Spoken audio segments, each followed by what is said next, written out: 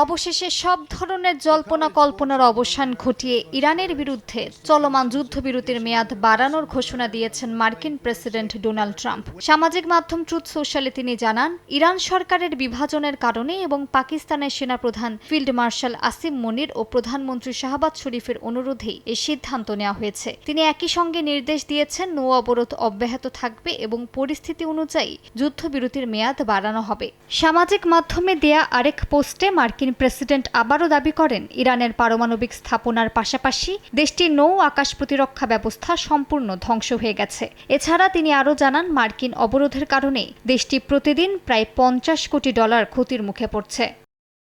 ট্রাম্পের যুদ্ধবিরতির মেয়াদ বাড়ানোর সিদ্ধান্তকে স্বাগত জানিয়েছেন পাকিস্তানের প্রধানমন্ত্রী শাহবাজ শরীফ। ট্রাম্পের এই সিদ্ধান্ত উত্তেজনা প্রশমনে এক গুরুত্বপূর্ণ পদক্ষেপ হিসেবে অভিহিত করেছেন জাতিসংঘের মহাসচিব আন্তোনিও গুতেরেস। আগামীর অগ্রগতির ভিত্তি আনোয়ার ইস্পাত, স্ট্রংগেস্ট স্টিল সিন্স 1978। যুক্তরাষ্ট্রের দাবি, অবরোধের কারণে 28টি ইরানের জাহাজকে ফিরিয়ে দেওয়া হয়েছে বা বন্দরে ফিরে যেতে বাধ্য করা হয়েছে। তেহরান পাল্টা দাবি করেছে, তাদের কিছু জাহাজ হরমুজ প্রণালী অতিক্রম করতে সক্ষম হয়েছে। এর মধ্যে ইরানের পররাষ্ট্রমন্ত্রী আব্বাস আরাকচি অভিযোগ করেছেন, যুক্তরাষ্ট্রের এই নৌ অবরোধ সরাসরি যুদ্ধ ঘোষণার শামিল এবং যুদ্ধবিরতির লঙ্ঘন। তিনি জোর দিয়ে বলেন, ইরান চাপের মধ্যে কোনোভাবেই আলোচনায় বসবে না এবং তারা নিজেদের স্বার্থ রক্ষায় প্রস্তুত।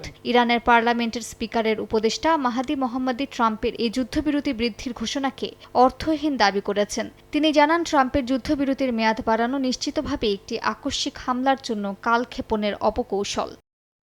এই পরিস্থিতির মধ্যে ইরান ও যুক্তরাষ্ট্রের আলোচনার ভবিষ্যতও অনিশ্চিত। তাসনিম নিউজ জানিয়েছে, পাকিস্তানে হতে যাওয়া আলোচনায় অংশ নিতে অস্বীকৃতি জানিয়েছে ইরান। সাম্প্রতিক দিনগুলোতে যুক্তরাষ্ট্র তাদের অযৌক্তিক দাবি থেকে সরে না আসায় এই সিদ্ধান্ত নেওয়া হয়েছে বলে জানানো হয়। একই সঙ্গে স্থগিত করা হয়েছে জেডি ভ্যান্সের পাকিস্তান সফরও।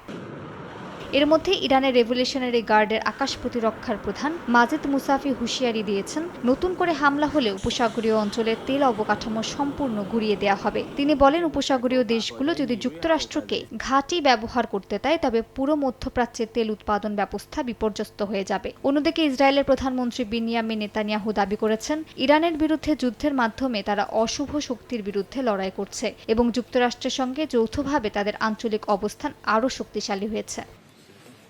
মালিহা সুহরওয়ার্দী, সময় সংবাদ।